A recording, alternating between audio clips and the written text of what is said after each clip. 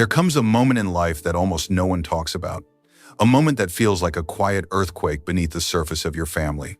You spent decades giving everything to your children, your energy, your dreams, even your youth. Yet one day you realize something has shifted. The roles are no longer the same. The words you once spoke with authority are brushed aside. Advice that once guided their future is now dismissed with a laugh or a sigh.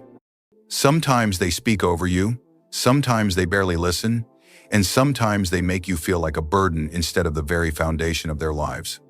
The shock of that realization cuts deep, because respect is not just about manners, it is about being seen, being valued, being honored for the life you have lived and the love you have given. But here's the haunting truth. Demanding respect will never bring it back, and anger only widens the distance. There is another way, a better way, to restore what has been lost, and it begins with you. Stay with me until the end, and you will discover how to make your children see you again. If this message resonates, please subscribe to our channel so we can continue creating meaningful videos for you. Now let me ask you, do you believe respect is earned more through A, the sacrifices you made in the past, B, the way you carry yourself in the present? Comment your answer below A or B. Respect always begins within, and one of the greatest mistakes parents make as they grow older is forgetting this truth. When children dismiss or ignore you, it can feel natural to respond by trying harder, sacrificing more, bending to their wishes, or holding back your true feelings just to keep peace. But here is the hard reality. The more you chase their approval, the less they respect you. Respect is not born from sacrifice. It is born from self-respect. Take Margaret's story. In her younger years, she was bold, confident, and full of life. Yet as her children grew older, she started letting them decide everything: what family gatherings looked like, how her time was spent, even what she should say or not say. She silenced herself, convinced that it was the only way to keep harmony. But what happened? Her children stopped asking her opinion altogether. They spoke over her, treated her as if her presence didn't matter, and assumed she would always agree. Margaret thought she was protecting the family, but in truth, she was erasing her own voice. Then there's Frank, a retired teacher once respected by hundreds of students. At home, however, his children began dismissing him.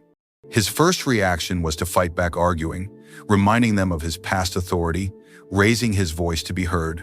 But every argument made things worse. They rolled their eyes, laughed off his words, and tuned him out. It was only when Frank changed his approach that the atmosphere shifted. He stopped pleading for respect and began embodying it. He listened more, spoke less, but when he did speak, his tone carried calm conviction. He held himself with quiet dignity, no longer trying to win their approval. Slowly, his children noticed. They didn't see a man desperate for recognition.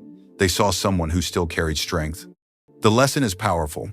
Respect cannot be forced through demands or endless giving. It flows naturally from the way you carry yourself. If you consistently sacrifice your own needs, you send the message that your feelings don't matter. If you argue for respect, you give away your power by showing desperation. But when you stand firm, when you speak with calm authority, when you value your own time and voice, you teach others, especially your children, how to treat you. Self-respect is not selfish. It doesn't mean refusing to compromise or shutting others out. It means honoring your dignity. It means understanding that while love may be unconditional, respect is conditional. It must be nurtured, maintained, and inspired through presence and action. Children mirror what they see. If you carry yourself as someone who is confident, worthy, and strong, they will learn to respond in kind.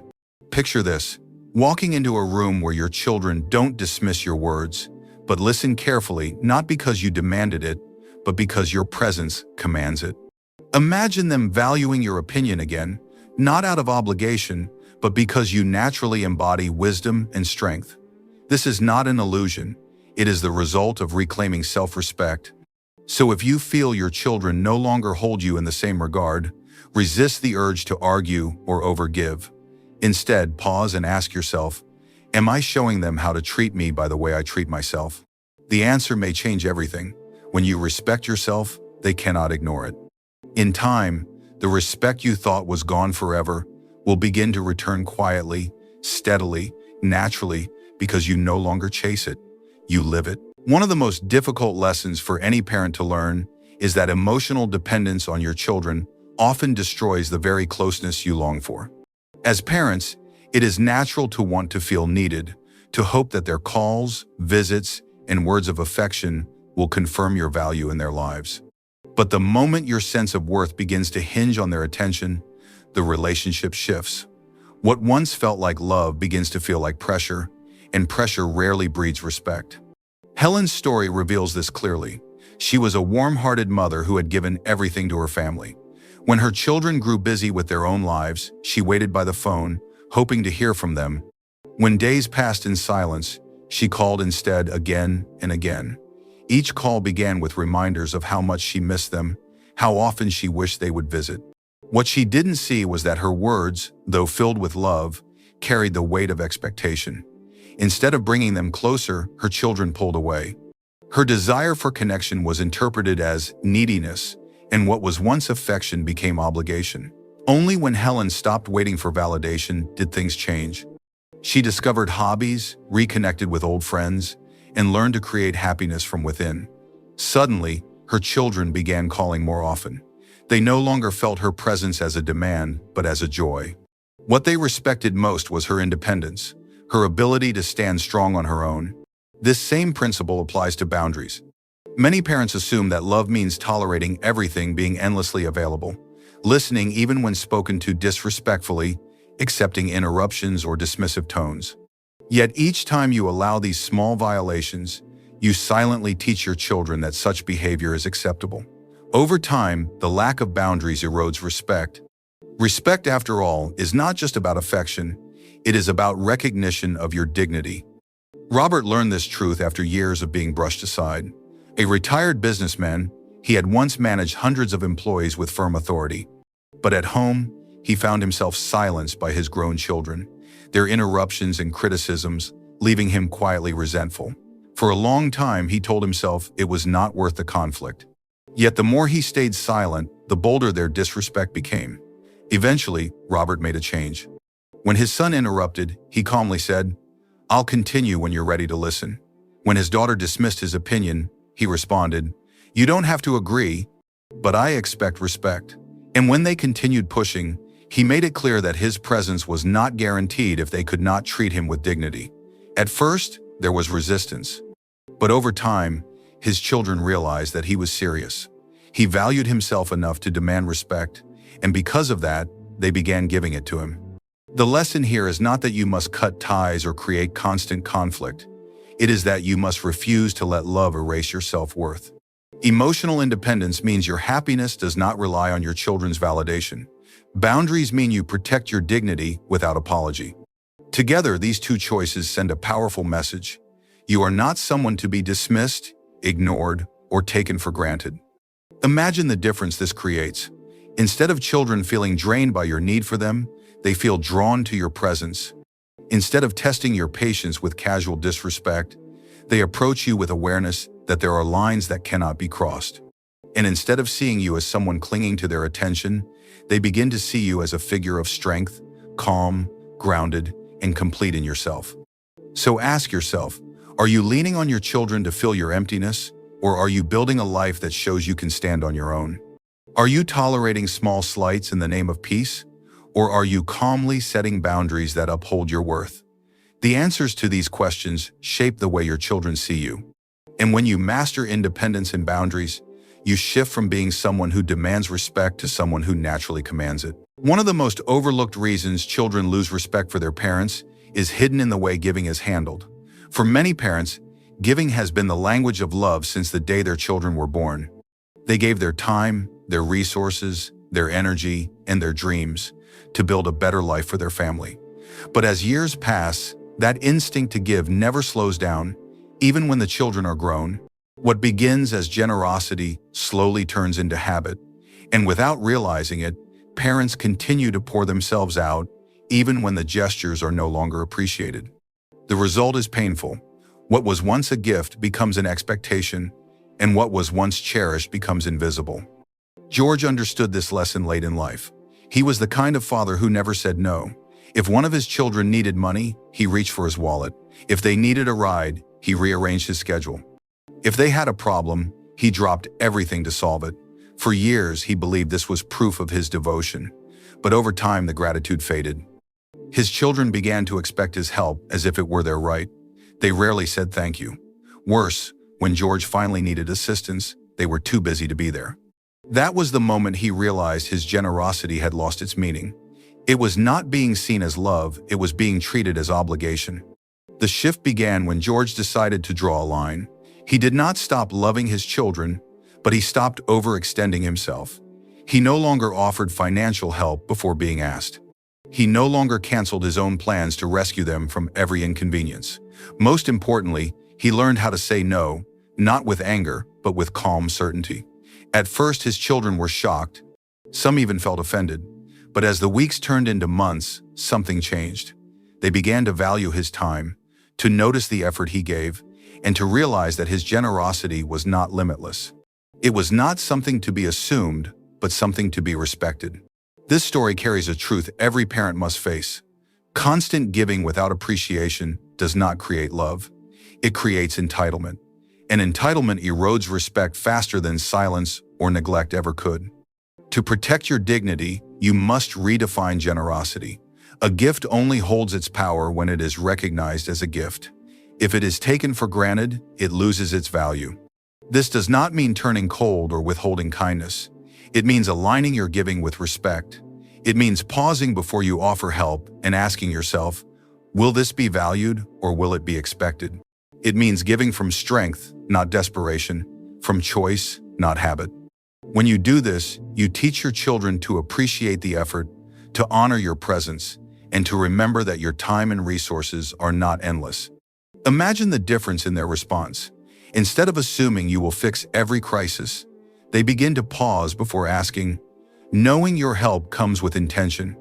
Instead of brushing aside your efforts, they begin to express gratitude, aware that you are not obligated to provide. And instead of treating your generosity as background noise, they begin to see it as something precious. The truth is, love expressed through giving is one of the most beautiful aspects of parenthood. But when giving continues unchecked, without acknowledgement, it ceases to be love and becomes invisible labor. By choosing to give wisely, you restore the balance. You reclaim your dignity. You remind your children that your love is a treasure, not a guarantee. So the question is not whether you should stop giving. The question is whether your giving builds respect or entitlement. And if you find that it is no longer seen for what it is, then it may be time to step back, not to punish, but to teach. Because when you give from a place of strength, your children will learn to receive with gratitude. And in that gratitude, respect is reborn. There comes a final truth that many parents overlook, perhaps because it feels uncomfortable to face. Your life cannot revolve entirely around your children. For decades it made sense. They were the center of your world, and everything you did was in service of their growth and future. But when they are grown and living lives of their own, clinging to them as your sole source of meaning is the fastest way to lose their respect. Children, no matter how much they love you, instinctively pull away when they feel that you depend on them for your happiness. Respect grows when they see you as a whole person, living fully, with or without their constant presence. Eleanor's journey captures this perfectly. After losing her husband, she turned all her attention to her children.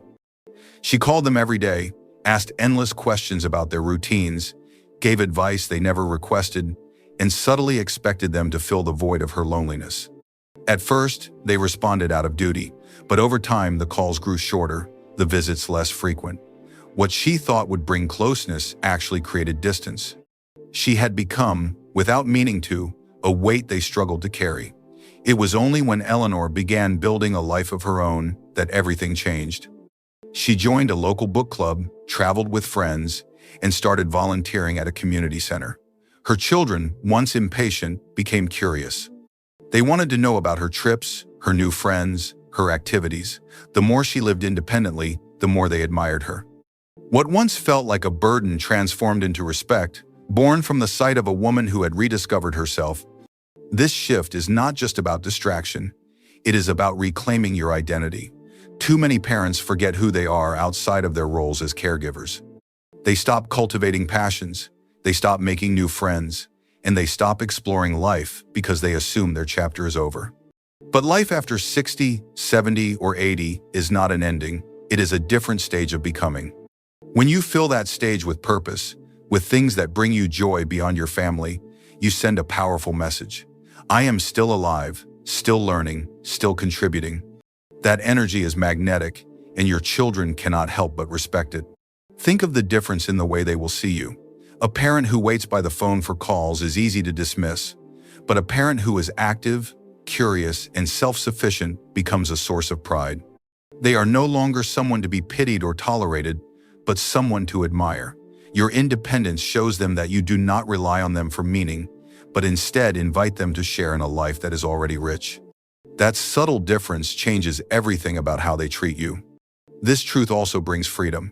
When your happiness is no longer tied to how often your children visit or how quickly they return your calls, you stop feeling resentment. You stop measuring your worth by their behavior, and you start living for yourself again. Ironically, that is the moment they come closer. People are drawn to strength, to confidence, to joy. Your children are no different. The less you demand from them, the more they want to give. Respect at this stage of life cannot be commanded.